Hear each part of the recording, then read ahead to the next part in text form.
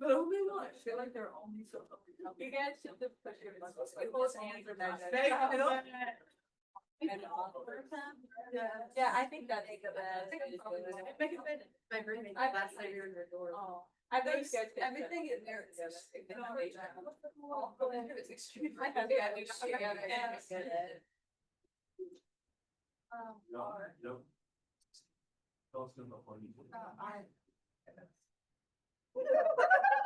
what?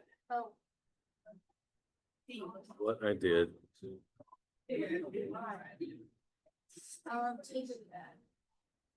Have we gone through vowels later? Sure. Yeah. Adventure. Why did you put the other in there? There's two. Darn. We test that. You didn't put that. Oh. I know, I saw that. Okay, there's that. No.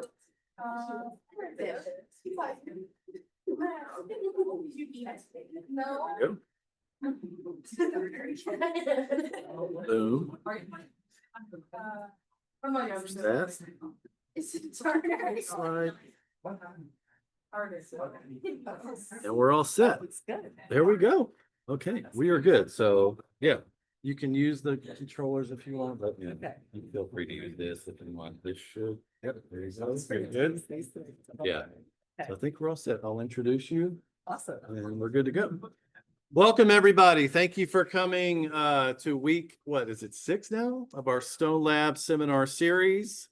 It is my pleasure to introduce to you Dr. Lyndsey Bruckerhoff from OSU's Department of Ecology, EEOB, Evolution, Ecology and Organismal Biology. She's an assistant professor there with her own research lab. She's close to my heart research-wise, dealing with stream fishes. So she's going to talk to you about stream fishes and some other worldly stuff. But thank you, Lyndsey, for being here, and I'll turn it over to you. Thank you. Thank you, everybody, for coming. This is really exciting for me to be here. This is my first time at Stone Lab, which is crazy because I've been at OSU for 2 years now. So this has been really great to be here. They're not hearing any audio, so do we need to do something? I'm gonna let you deal with that problem. Okay. Let's fix that. There's always a Zoom issue. Hearing any audio. Okay.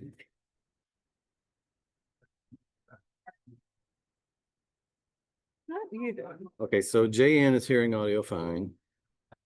Okay. Okay, so Joel, maybe turn up your speakers there.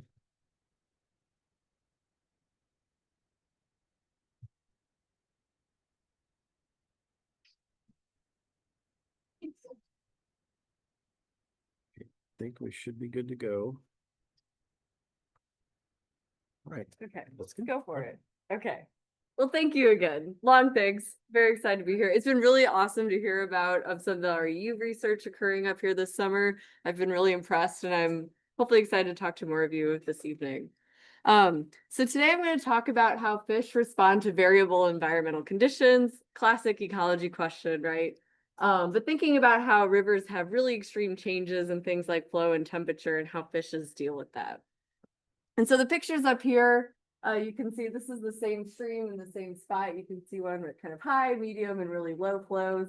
I'm mainly going to focus on this idea of stream drying in this talk.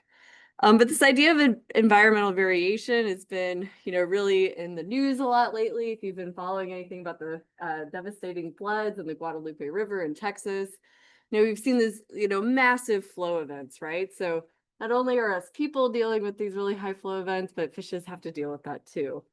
But the same river, oh, somebody's trying to get in here. Let's let Joel in. Okay.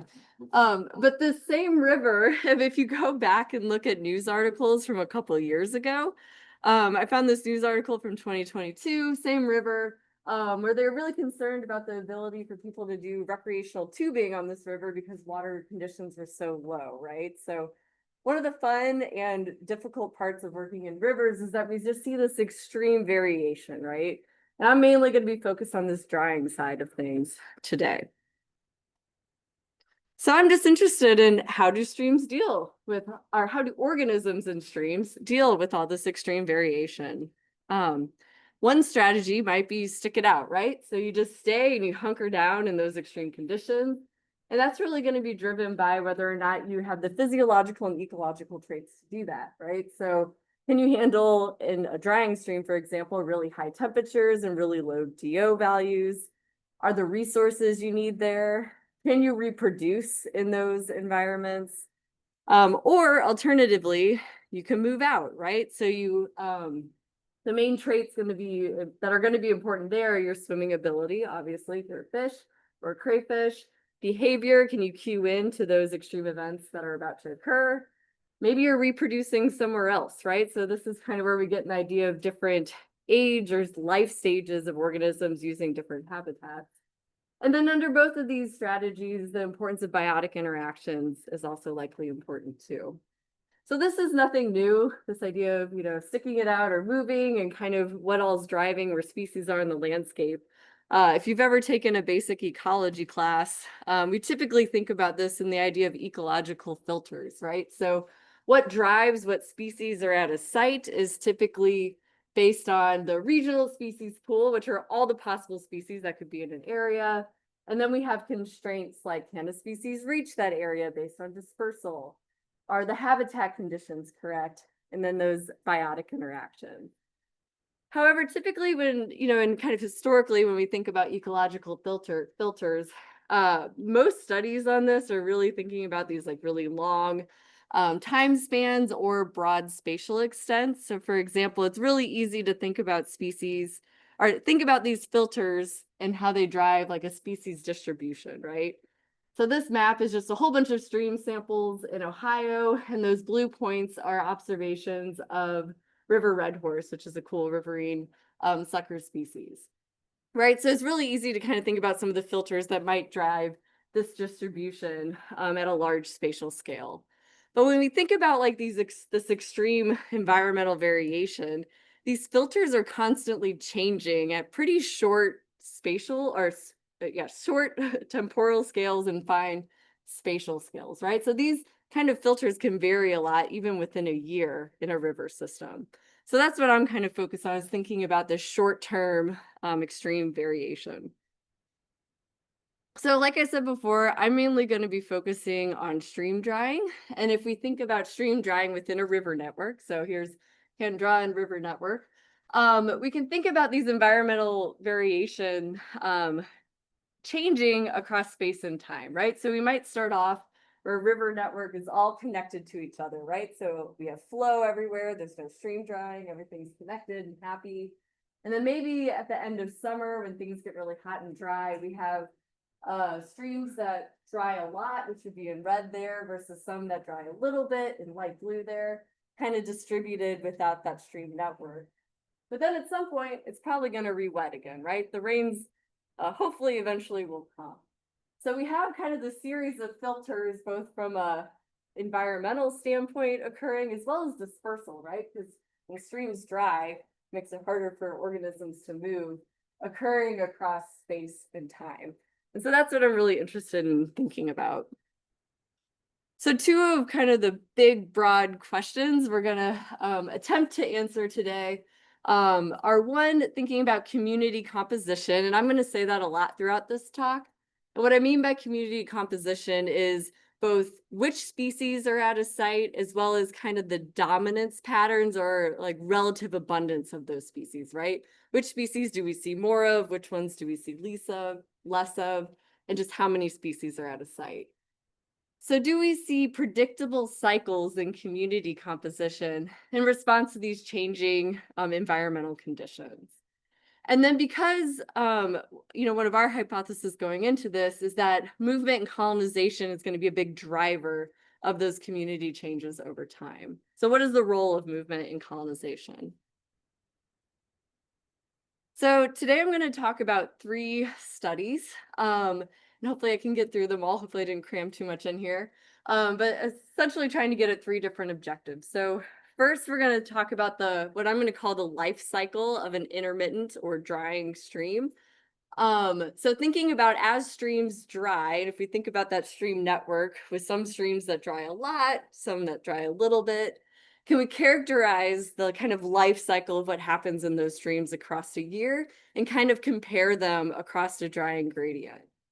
The second study I'm going to talk about is really focused on this idea of movement and colonization. So we're going to try to quantify colonization rates. So what's the probability that some species of interest actually goes back to a site after it dries? And then project the impacts of that colonization under future drying conditions. So we're going to get into a little bit of kind of simulation forecasting with that second objective. And then the last study I'm going to talk about is kind of an experiment focused on quantifying the impacts. Oh, I lost my slides. Oh, there we go. That was easy. Okay. Oh, it's okay. Quantifying the impacts of both habitat size. So if we think about when streams dry, they tend to get smaller, right? We have less water, habitats are shrinking, as well as predation, so trying to bring in that biotic aspect on the movement or recolonization of stream fishes. So we'll start with objective 1 and thinking about this life cycle of fish communities and drying streams. So I want to acknowledge that this work was led by Ben Kelly, who's a former master's student of mine. He's currently a fisheries biologist with the Bureau of Land Management up in Alaska. And some of this work is still continually being carried out by an undergraduate student at Oklahoma State, Vanessa Rendon. So a lot of this work is all of their brainchilds. They put a lot of effort into this. So I've already talked about stream drying and how it's kind of interesting. It represents environmental variation. It represents really extreme environmental variation, right? Because if a stream goes dry, we likely are not going to have any fish there.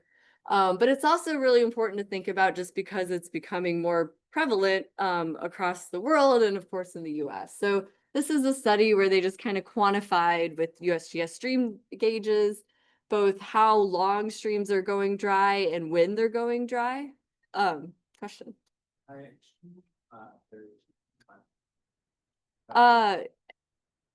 Climate change is definitely a driver of that, right? So it doesn't, yeah, that would be part of it, but I don't mean exclusively climate change, if that helps, right?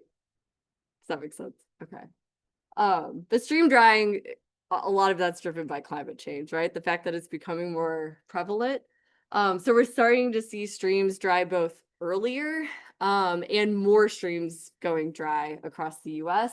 And this is just where we have stream gauges. We don't have gauges at most streams. So stream drying is becoming more prevalent. So it's important to study just from that perspective. Drying can be really complicated to think about.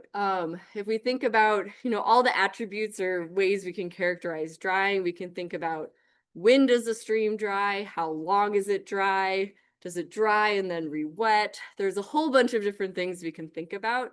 But for the sake of this talk, we're going to just keep it really simple and think about whether or not a stream is completely connected, right? So we have pools and runs and riffles, it's all connected. Organisms can just move freely. As that drying process starts, we tend to end up with a whole bunch of isolated pools. So the shallow habitats completely dry, deeper pool habitats maintain water. And then in some systems, we might see complete drying where we don't see any surface water at all. And although this is really a simple way to think about stream drying, it's also really ecologically important, right? Because if there's no surface water, nothing's probably living there. Although I will give the caveat that some organisms likely are living under the stream bed in the hyphoreic zone, but we're not going to talk about that.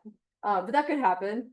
If we have isolated pools, organisms might still live in those pools, but they have to deal with the really high temperatures and low dissolved oxygen levels. And they also can't move, right? They're stuck in those pools. And of course, if it's connected, things are free to move freely. So these are really simple, but they're also ecologically important. Okay, so going back to this figure we saw earlier, our red lines represent streams that go completely dry, light blue are isolated pools, and I'll try to keep that up through most of this talk. But what we're really interested in here is thinking about this transition, of course, the time of a year, and quantifying how fish communities change with these changes in drying across these streams that exhibit different severity of drying. So the two specific questions we're going to ask are, do fish communities have synchronous responses to drying and rewetting in these two different drying regimes?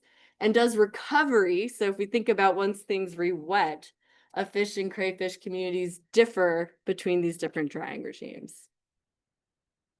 And so these were our hypotheses. So I'll kind of walk you through this figure. So we have on the x-axis is time. So if you think about just a year, the orange represents what I'm going to call community dissimilarity. That's essentially, if we think about 0, would represent baseline average community, right? So if you go out and sample a site a whole bunch of times, what's your average composition of species going to look like?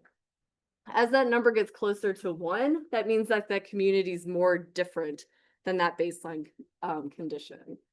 Blue is discharge, so that would represent how dry the stream is, right? So if it's a 1, it means it's wet and connected. If it's 0, it means that stream's completely dry. So if we think about our 3 different drying regimes or intensity of drying, in a connected stream, we'd expect to see very small shifts in community structure over time. In an isolated pool, we might see more extreme differences. So we can see that orange line going up towards 1. But it recovers once the stream re-wets, right? So because we don't see really major differences in community structure, we expect those communities to recover. However, in streams that completely dry, we expected to see really major shifts, right? So if you get up to a 1 there, that essentially would be there's no water, there's no fish in the stream. And because of that major shift, we expected delays in recovery time. So this is what we thought going in. Just kind of based on those major shifts in community structure. To test these hypotheses, we went out and measured 10 sites in Southeast Oklahoma. So we're in the Glover River Basin. This is a really unique area. There's a lot of endemic species that you can only find in this part of the country. And also really unique, and there's not a lot of fragmentation in this system.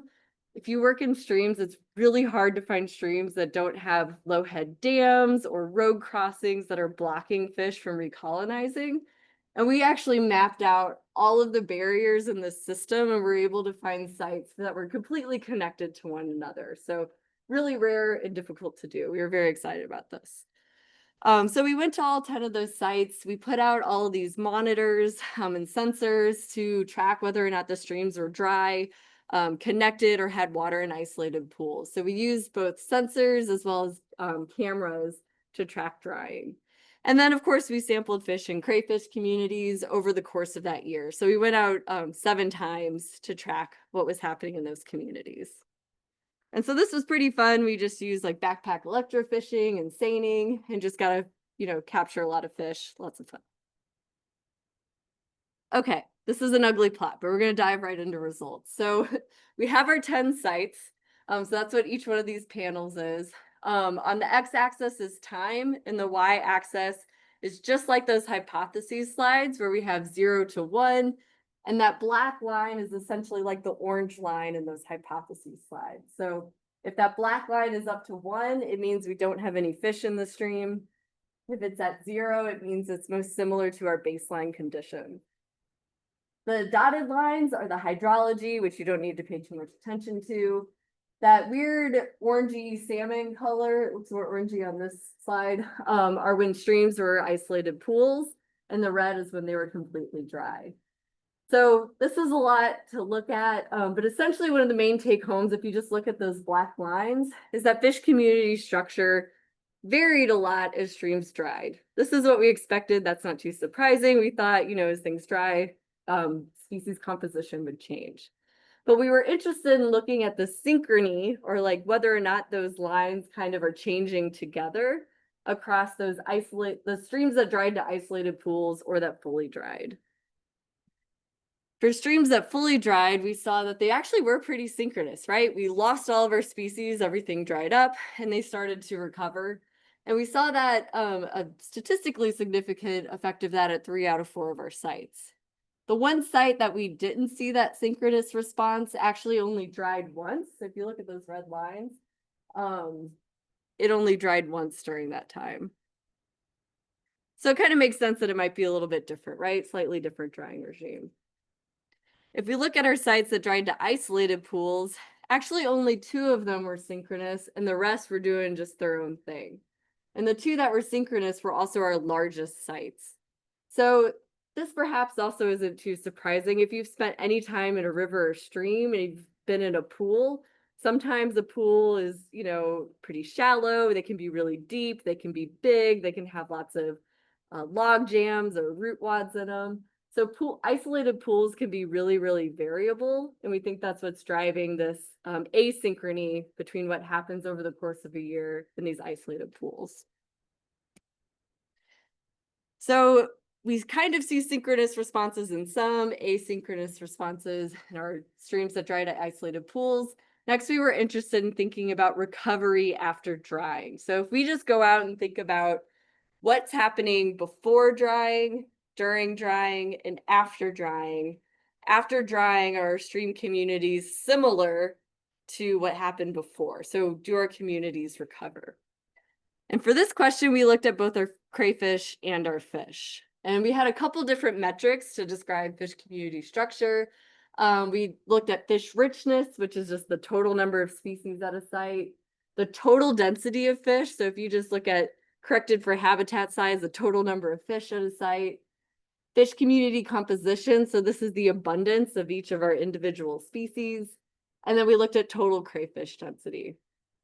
Our predictors were both the drying regime, so fully dried versus isolated pools, time before, during, after.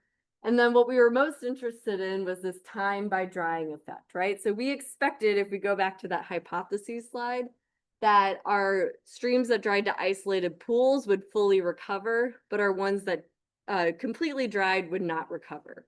So that's what we were most interested in. And then we also included areas sampled because that's just a metric of effort in these systems. So we're going to dive into results here. So starting with crayfish, so we're looking at total crayfish density. These 2 plots are telling the same story. One's just looking at each of our individual sample events, and the one on the right's looking at kind of the summarized events just before, or summarized densities before and after drying. Blue are isolated pool sites, red, more extreme drying, completely dry. So you can see that at our completely dry sites, we had much higher densities of crayfish before any drying occurred. And then after drying, those densities didn't recover, right? It went down. When water came back, we still saw really low crayfish densities. But at our sites with isolated pools, densities were pretty consistent across the study period. So this is super interesting, is going to contrast what I show you next with our fish results. It is important to note that these kind of analyses are kind of sensitive to when we were out there, right? So we only sampled for a year. Maybe if we went out in May or June, crayfish densities would have recovered. But we did only look at adults for this. So we were trying to prevent impacts of like reproduction, but still sensitive to that. So if we move into fish, so now I'm going to show you richness and densities of fish. So the first plot on the left are total fish densities. So that's very similar to what we just looked at for crayfish. We did not see any impact of drying regime or time on this. So essentially in this study system, if you go out and there's water in a stream, you're actually going to have pretty similar densities of fish. This was really surprising to me because, you know, you think of as a habitat shrinks, there might be really high densities, but when you correct for that habitat area, we don't really see those higher densities. We do see differences in variability in densities between our drying regimes, but we actually see more variation in our sites with isolated pools. Richness is our plot on the right, and we only saw differences between those drying regimes. So it didn't matter if we went out before or after drying. We typically saw the same number of species at sites, but we did see average differences between those drying regimes. So perhaps not surprising, sites that dried to isolated pools, they have water all the time, they're able to support more species than those more extremely variable sites that fully dry. So this indicates to me that these sites from a richness perspective recovered, right? So we see the same number of species after drying as we did before drying, even in sites that went completely dry. Okay, so the next slide is going to be kind of a boring table looking at community composition. And essentially, these are just whether or not we saw a significant impact of our drying regime time, or again, we were most interested in that interaction between drying regime and time. But that wasn't significant. We only saw those impacts of drying regime and time. So essentially what this means is that if you sample a stream that dries to an isolated pool versus one that completely dries, those communities will be different. And they will change before and after drying, but they change similarly, or we don't see that interactive effect. So they both kind of recover. And if we dive into that time component, so thinking about which species actually saw different abundances at our sites before and after drying, there was only one species that drove that that significant response. So it was just a yellow bullhead was the only one that didn't recover. So we caught a lot of yellow bullhead before drying, and we didn't see as many after, but the rest of the species in our communities recovered. Okay, so in summary, we see pretty broad differences in community structure across drying regimes. We didn't see synchrony across all of our sites. Crayfish densities didn't recover, but fish did.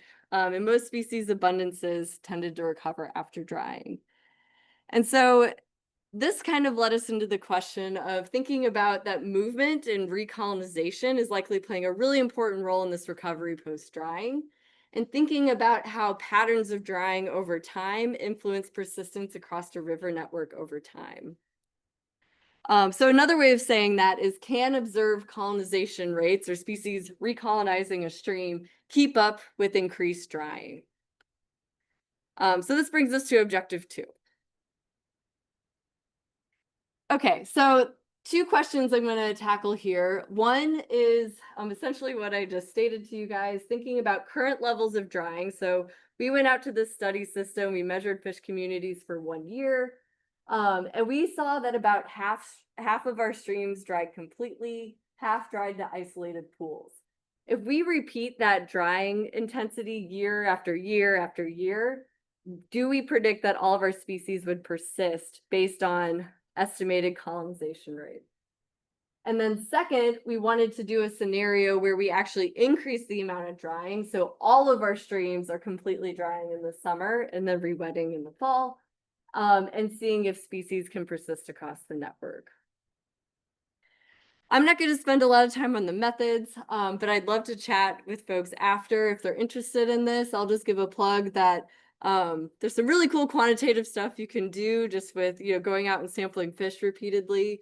And we were able to use what are called dynamic occupancy models to actually estimate whether or not fish, or the probability that fish recolonize sites. So we have these repeated samples that allow us to estimate colonization and extirpation when streams weren't dry. And so we were able to compare these estimates of colonization between streams that completely dried and streams that dried to isolated pools. So these models that we were able to develop, what are they actually telling us? One thing we can get from these is detection probabilities. So if you've been doing fieldwork this summer, if you're doing anything with organisms, we're not perfect at detecting all of our individuals, or even at the species level, we miss species. So this allows us to estimate detection of our different species.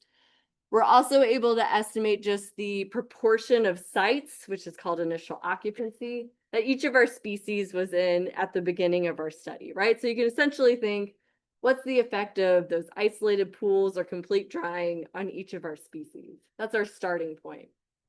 What we're really interested in is colonization. So for every species in our community, we estimated the probability that if a species was no longer at a site, that it showed back up after that re-wetting period, or just showed up in general, right? Because some of our samples were between 2 wet periods. So what's that colonization rate? And then last, we were also able to estimate just when streams weren't dry, because when they go completely dry, we assume all species are extirpated. But if they're not completely dry, what's the difference in species probability that they'll go locally extirpated? So we had quite a few species that we were able to develop these models for.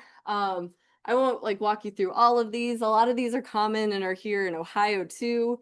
Washita mountain shiner is one of the kind of unique endemic species in that region. But main point here is that we had a pretty wide range of body sizes, dispersal capabilities, life history strategies. So we had a lot of different species that are doing pretty different things to estimate these colonization rates for.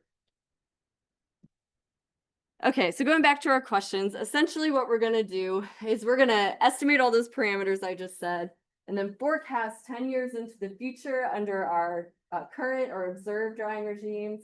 And then I'll show a plot where we're kind of doing a hypothetical scenario where all of our stream dries. And the main thing that we're interested in is how many sites do we predict each of our species to be at, right? So what's the proportion of those 10 sites that each of our species would still be present at?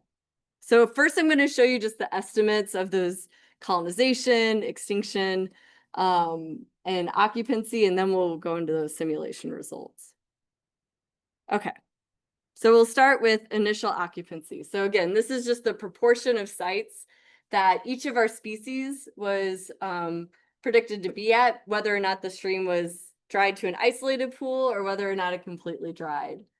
And so if you look at this plot, the main thing you'll see is that those blue points, which represent the isolated pools, tend to be higher than the orange, meaning that we tend to have more species, and this matches up with our richness results. Most species have higher occupancy at these sites that dry to isolated pools. This isn't too surprising. Some species just don't want to be in a stream that completely dries, right? They're not as likely to be there. One exception to this was creek chub. They actually kind of saw, but not really significant, the opposite effect of that. If you've done any stream work in Ohio, this might be surprising to you because this is one of the most common fish in streams around Ohio. They're literally everywhere. But the system that we were working in Oklahoma is really interesting. They're really high gradient streams, and we just don't see many creek chub there. They're one of the rare species, completely weird, especially, yeah, if you've done work here. Okay, one of the cool parameter here is colonization rates, right? So what's the probability that a fish moves back into a stream? Same setup here. This was super variable. We didn't really see consistent results based on the habitats or stream types, but we did see differences between species. Perhaps this isn't too surprising. If we think about dispersal and movement, we expect that to be linked to species traits, right? So swimming ability and just the drive of a species to move upstream. And so we see those species effect, but they don't seem to care about what the habitat they're going to. It's just, they're going to recolonize sites regardless of whether or not they dry or not. And I highlighted a couple species where we saw lower colonization rates. Of course, our creek chub, because they're just rare in our study system.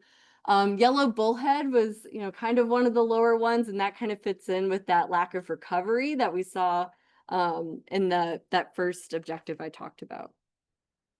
So the next two are, I guess I have one more plot, thinking about local extirpation. So this is just if a stream is flowing all the time, what's an odds that a species disappears from it? It's really low. So if there's water in a stream, if a fish was at that site, we tend to see that species at that site repeatedly. So that was generally low. That's good. The next plots are going to be these kind of forecasts over time. So the first one's going to be if we just keep the same drying regime that we saw based on those colonization rates, how would fish communities change over time? So this is the year of our simulation on the x-axis. On the y is the number of sites occupied by each species. And you see these fluctuations. That's because of those drying events, right? So every time it dries, our occupancy is going to go down, and then it goes back up in response to colonization. And so we see some differences among species driven by those differences in colonization rates. But all of our species were still predicted to be present at our watershed scale, right? So this means all of our species were still present at least one site. However, when we have that complete drying or that really extreme scenario, we see that three of our species, or 33%, are predicted to actually kind of blink out at this watershed scale. And those, of course, are those ones with those lower colonization rates. So in summary, if this observed drying that we happened to see that one year we were out in Oklahoma continues, all of our species would probably stay on the landscape. But if things get drier, more streams start to completely dry in the summer, some of these species that weren't good colonizers, I will say, in this system, because again, creek chub, we kind of think of being in a lot of systems, might risk some local extirpation in these watersheds. So this study really kind of makes the point that recolonization is really important drying streams, right? And this is nothing surprising or new. If you think about a stream like wiping out all of the biota, the only way for that stream to support life is by organisms recolonizing it, right? So we already kind of knew this, but it's nice to actually have, kind of numbers associated with that, this idea. And also with this idea, we kind of wanted to dive in to this idea of recolonization and movement more. And so one thing that's kind of unique about drying streams, going back to kind of this idea of filters and what drives what species are at different sites, we know dispersal and recolonization is important, so we have that highlight here. But one thing I haven't talked about yet are biotic interactions or biotic filters. And there's been some literature or past studies in streams that dry that have suggested that, if you think about a stream, it's flowing, and as it starts to dry, these habitats are shrinking. This would be, kind of our flowing stream. We have species, we have a predator and prey, but they're in this really big area. As things dry, there's been some predictions in the literature that the effects of biotic interactions might increase, right? Because you're in a smaller area, things are stressed, and it might be easier, for a predator to consume prey. So this next study I'm going to talk about is kind of thinking about this effect of habitat size and predators on movement of stream fishes. So the goal here is to quantify, again, the impact of habitat size and predation. So this is some older work that I did as part of my PhD work when I was at Kansas State. Co-authors on this are Casey Pennock, who's also at OSU as part of the AEL, and then my PhD advisor, Keith Giddo. Okay, so again, what we're really focused on here is this idea that like streams are shrinking, things are getting more condensed. How does that influence biotic interactions? And then what are the implications of those interactions for movement? So first thing you do, like you do for any studies, you go into the literature to try to come up with some predictions. And there actually were some studies on this, mostly based on invertebrates, right? So these studies on invertebrates, they found that when they increased, I have spatial scale there, but you can also just think of that as habitat size, right? So larger spatial scale, larger habitat size. When they put these invertebrate prey in like larger, essentially like Tupperwares of water, they tended to aggregate more. And so when they aggregate, the predators are better at finding them. So they actually saw increased consumption by predators in larger habitats. This is super interesting to me. And I didn't think that this would hold up for fish at all. I'm like, nope. This is a weird invert thing. Fish are not going to do this.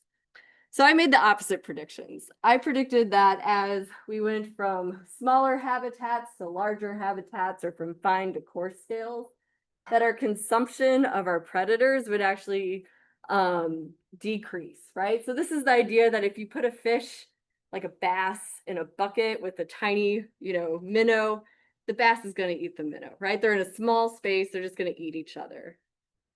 And I thought that if you give prey fish more space, right? So if they have a whole stream to spread out in, they're not going to aggregate as much. The bass are going to be further away from the prey. So overall, we're going to have much lower encounter rates or interactions between those bass and prey fish. So I thought we would see the exact opposite of what they saw in those invertebrate studies. Hint to people, usually trust the literature, not to give away my results too much, but it's good to rely on published results. So to test these questions, we used mesocosms that kind of simulated streams. So we have pools here and they're connected by ripples. And we had pumps so that water is kind of flowing and kind of simulating a stream. And essentially what we did is we broke these mesocosms up into different sizes. So we had 2, 4, or 6 riffle pool units where we could test the movement of our prey fish and then consumption by predators. We looked at 2 different prey species. So red shiner, they're a water column species. And then blunt-nosed minnows, they're really common here in Ohio. They're more of like a marginal species. I wouldn't call them benthic, but they kind of tend to hang out in like more the edges of streams or more like cover habitat. So kind of 2 different habitat guilds. And then our predator was largemouth bass. Largemouth bass are not typically thought to be of like an intermittent stream type of predator, but in the Flint Hills of Kansas where we did this work, they've been introduced into a lot of ponds and they actually like get out into these small streams. So there was kind of a unique scenario where we wanted to kind of look at this predator that's becoming more abundant on the landscape. Our design was pretty simple, so I already kind of showed you where we had the 2, 4, and 6 pool units to kind of change our habitat size. And we crossed that with different treatments to kind of untangle whether or not fish were actively eating or just present, or if there weren't any bass present. So we had those 3 different treatments and we fully crossed all of those different treatments with each other. To keep track of prey moving around, we use pit tags, which are essentially like microchips that you use for a dog or a cat.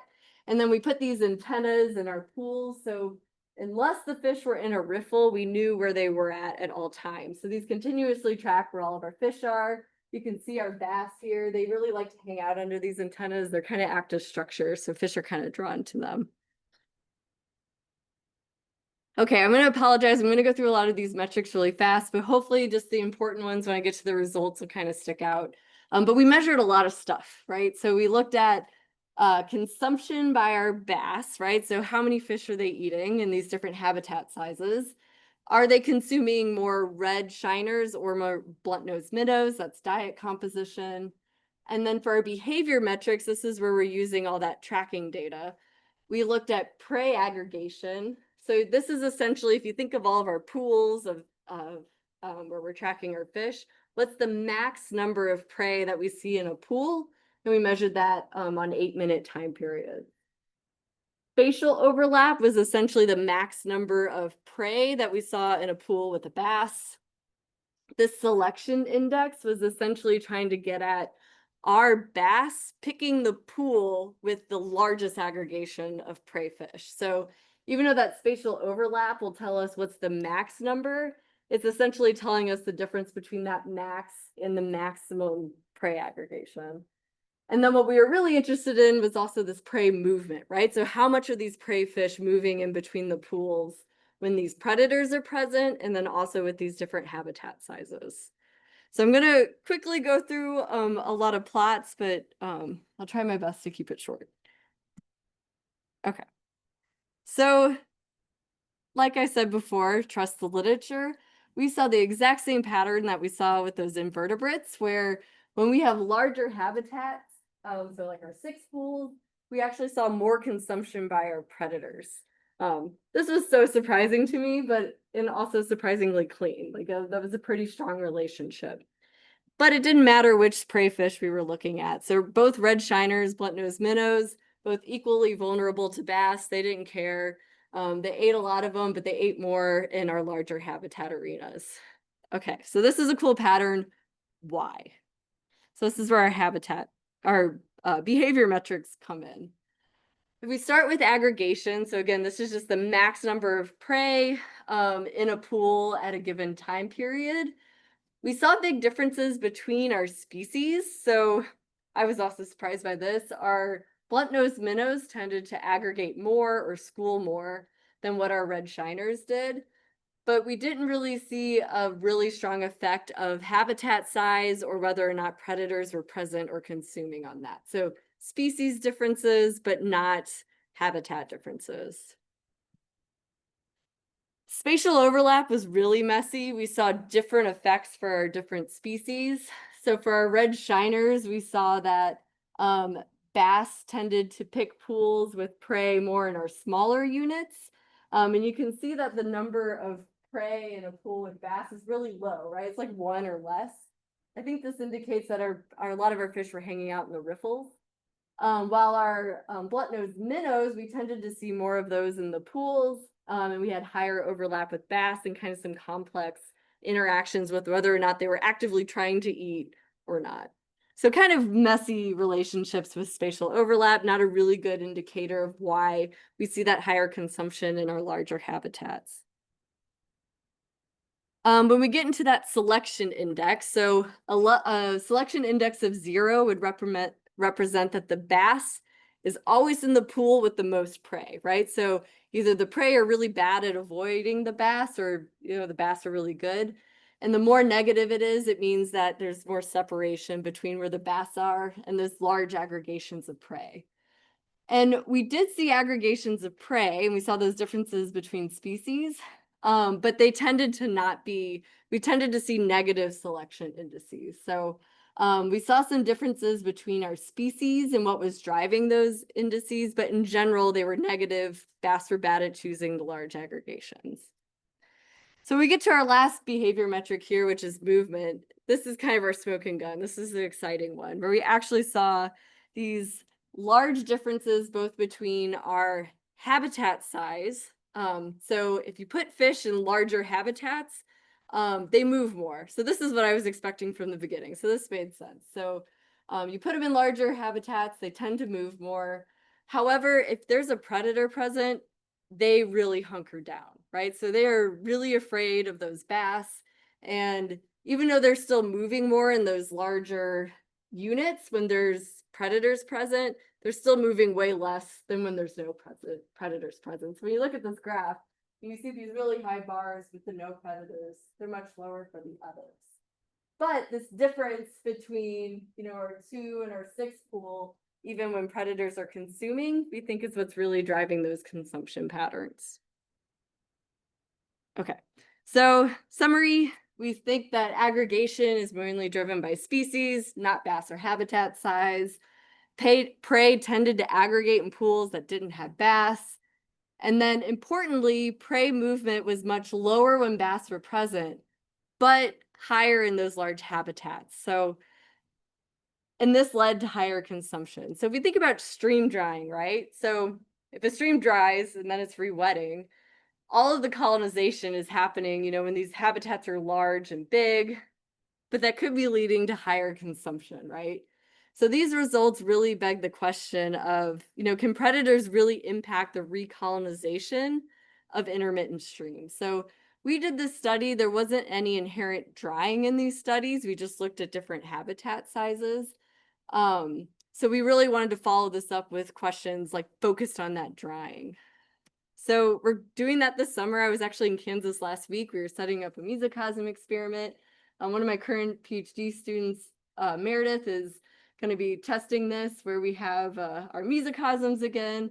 We have green sunfish as our predators, and we have crayfish and 2 different fish species as our prey.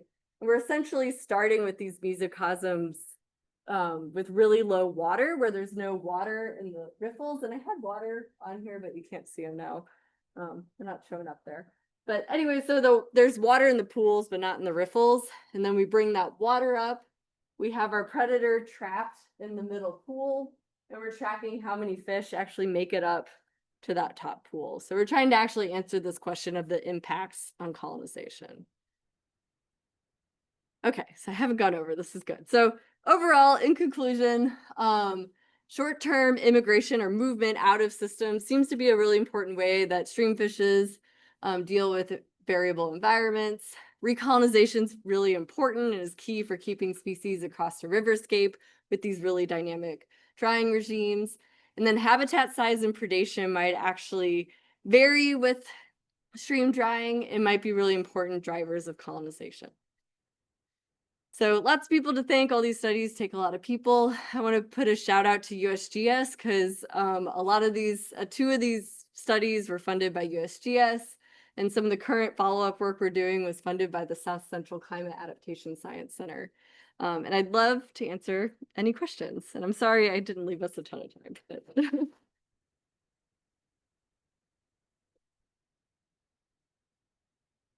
Question. Yeah.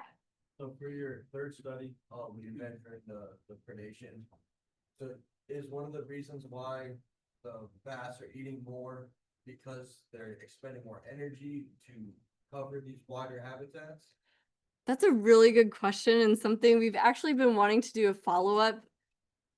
Oh, yes. Okay, so the question was, are bass eating more of the prey because they're expending more energy? Maybe because they're like looking for those prey, right? Because they're moving more. We haven't looked into that, but we actually have the data to look into that. So our bass were pit tagged too, and so we always know where our bass were. This first look at it, we just looked at the prey fish, but it's probably it might be a combination of that. But our big hypothesis was that when you put prey fish in these larger habitats, that they're maybe just a little bit less vigilant because they're aggregating, they're moving a lot more, and they just might be less vigilant. But our aggregation results are a little fuzzy on that, but they're definitely moving more in those larger habitats. So yeah, that's a great question. Yes. Question about design with practice too. First one, was there just one bass in the set of things are coming, or was it? That's a really good question. So the question was, we have these different sizes of mesocosms. Was there only one bass in all of them, or were there multiple? So we kept densities the same for the different habitat areas. So in the 2 unit, we had 1 bass. In the 4, there was 2, and in the 6, there was 3. We spent a lot of time thinking about that. I don't like, it'd be interesting to do that kind of with the other perspective too. You mentioned there was no bass, but then you had present feed. What's the difference between present feed? Yeah, so in both of those experiments, we had bass present in the mesocosms, but in the non-feeding ones, this is gonna sound terrible. This is kind of common. We actually like put a zip tie in their mouth so they can't consume fish. They were only for 24 hours, so. Yes. Again, the bass one, do you look into like how the depth of the water at all changes predation behavior? It's like here's with drying, there's less of a volume that way to anything that Yeah. depends. So in that first study we did, they were all pretty equal. So all the water levels were equal. All we really changed was the habitat size, which is, you know, kind of complicated, right? Because these are linear systems. So like a larger habitat, you know, you still have to like get past a bass to take advantage of that large habitat.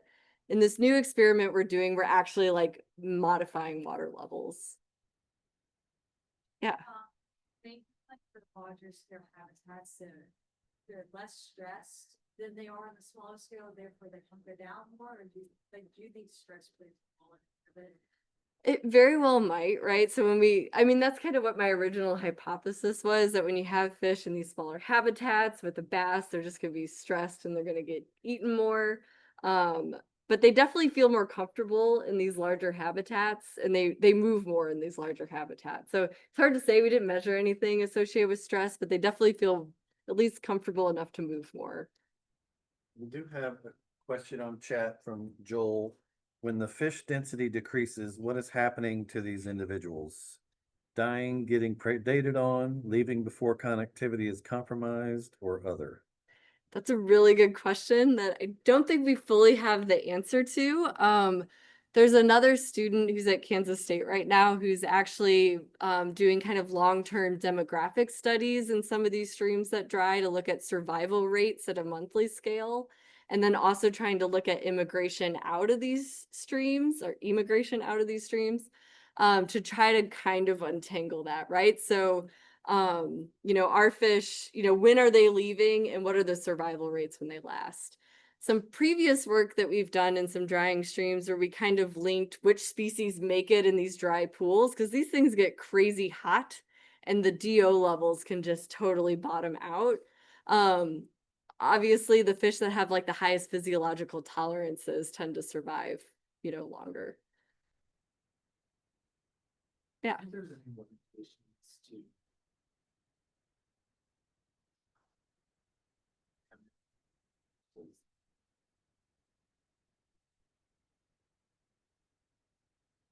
Oh, for sure. So actually, like when I first started that mesocosm experiments with the different sizes, part of my motivation wasn't actually stream drying. It was getting really tired of reading predation studies of like putting a bass and a minnow in a tiny aquarium together and being like, this predator eats this fish. And it's like, well, of course it does. They're like stuck in a tiny tank together. I mean, of course, I think that's definitely important. So these results surprised me so much that when we had these larger areas that we actually saw this higher consumption. I should say, like, even though we had more bass in those larger, this is per capita. So all of our bass were eating more. It wasn't just like one bass eating more. Yeah.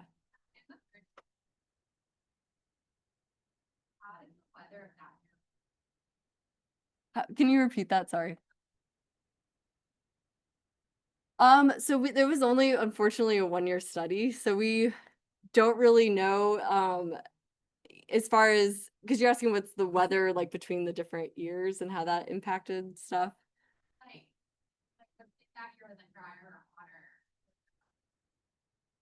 Yeah, it was a little bit drier than other years. Unfortunately, we haven't been able to keep up fish community sampling at that frequency. I'm no longer in Oklahoma, I'm here in Ohio, but we do still have loggers out at those sites and we're still tracking stream drying. So we will actually get some idea of stream drying. That study was done in 2022 and we've had loggers out in 2024 and then again this summer. So I'll be able to hopefully answer that again soon. I have a question. Going back to your bass, larger habitats, greater consumption rate, what came to my mind was, you folks watching Jurassic Park was T-Rex doesn't want to be fed. T-Rex wants to hunt. Yeah. Do you think bats can make the calculation that, okay, I'm in a bigger habitat, I'm more likely to get food later on because it's wet here. I'll go ahead and chow down now. If I'm in a drying pool and I'm isolated, maybe the bass calculates, okay, I'm not gonna have food in the very near future. Maybe I Yeah. should not eat. That's a really good question. I have no idea. Except it'd be really interesting to do like some bioenergetics modeling and think about temperature, right? Because my first instinct is actually maybe the opposite, right? Because if you're in that really hot pool and you have a lot of high energy demands, it might be better to eat now, but I don't know. It's a good question. One of you students. So my question is, with the stream drying studies, did you find any invasive species kind of moving into these temperate pools, or could these be some sanctuary habitats for native species that, I don't know. Yeah. That's a good question. So in similar studies in the Ozarks, a lot of these streams that dry tend to have like a lot of non-native crayfish. There's no non-native species in the Glover. Well, there's probably some in like the main stem, but we didn't see any in these pools. Like even gambusia, like Western mosquito fish, are native in that system. So we didn't encounter that, but that's typically something that we see. Well, it's interesting, right? Because it's a really high disturbance, right? Because a lot of invasive species that we tend to be worried about are equilibrium strategists that do better in like stable environments. But these are super flashy systems. So maybe different predictions for fish versus crayfish for that. Well, yeah, so that I'm kind of leading off this too. Remind me, with the crayfish, you did not see them return. We didn't. Well, I mean, they were still at our sites, but their densities were just really, really low. Do you think that the stream dry actually increases dispersal and colonization of new habitats just by crayfish? They're overlaying really good when they drop, right? Yeah. So we actually expected the opposite because some of these species and what the undergraduate student who's working on this, she's kind of looking at like how much these species burrow and how that might be a predictor. It's really messy. But that was our expectation, right? Is that these crayfish could just hunker down and we'd expect their densities to just bounce back. But that's not happening. So yeah, maybe when it dries, they're like, I'm moving out, right? But yeah, we don't know. It's super interesting. This brought up a lot of interesting things about like what fish are doing like underground. I didn't talk a lot about darters, but they're one of the only species that we we did look at some of these sites that they dried to isolated pools, and we looked at their densities like before, during, and after. And darters were one of the only ones that didn't see like a really high increase in densities during that like isolated pool time. And they bounce back so fast, right? So if you go back to a stream after it's dry, you will find like these darters there. And so we kind of wonder if they're using the hyphoric zone, but we don't know. But we wonder. That's like, if you don't know what that is, that's like if you walk out in a stream, it's like the groundwater that's like below all the rocks. Any other questions? These are really good questions. Anybody else? All right, thank you, Lyndsey. Thank you. Appreciate it. And before you leave, I want to give you all the opportunity to comment on this presentation. Oh, because we are Sea Grant, we get to do things the hard way. There we go. Okay, end of slide. Click to exit. There we go. Lyndsey, could you, while I'm pulling this up, could you talk to the folks out here? What was your career path? How did you get to be where you are today? Oh, I'm pretty stereotypical in that I always just like fishing in streams and like catching crawdads out of creeks in Missouri. I didn't know you could make a career out of that, but I liked biology, so I thought I should go into like a health field. I am really squeamish, so that was a terrible idea. So I figured it out like after 2 years that probably wasn't a good idea. And then I got involved in undergraduate research really randomly. There was a job with one of the professors at Missouri State. He's like, I need somebody to do this experiment. I said I knew nothing about it, and I fell in love. So Awesome. If you would like to submit your comments, those of you listening online, and if you're watching this recording, you can click on that QR code if you would like to say how much this presentation, this seminar has maybe influenced your decisions in your career path, or how you feel about stream fish biology and ecology. Please let us know, because we're a Sea Grant. We like to collect metrics on those types of things. So that was, yeah, some critical talk. No, it's about my talk would be great. So I'll take it. there's no evaluation. You're not evaluating Lyndsey per chance. It's just you think you would use this in your life at some point. Thank you all for being here. Next week, we will have Dr. Allison Rober, also from OSU. She is with SENR, and she is in the microbial ecology realm of things. So we're going to get into a little bit of bacteria and nutrient uptake in aquatic ecosystems, and she's been doing some exciting stuff in Alaska. But Lyndsey will be around tonight. She's staying with us on Gibraltar Island. So I'm sure if you're out there playing volleyball or cards or whatever, Lyndsey would love to chat with you. I'm not very good at volleyball, but I'll hang. But you could sit on the side and just watch from the Adirondacks and talk. Do my best. Be on the same team as Zach. That's the most important thing. Okay, thank you everybody online for joining us. We'll see you next week. Thank you, everybody.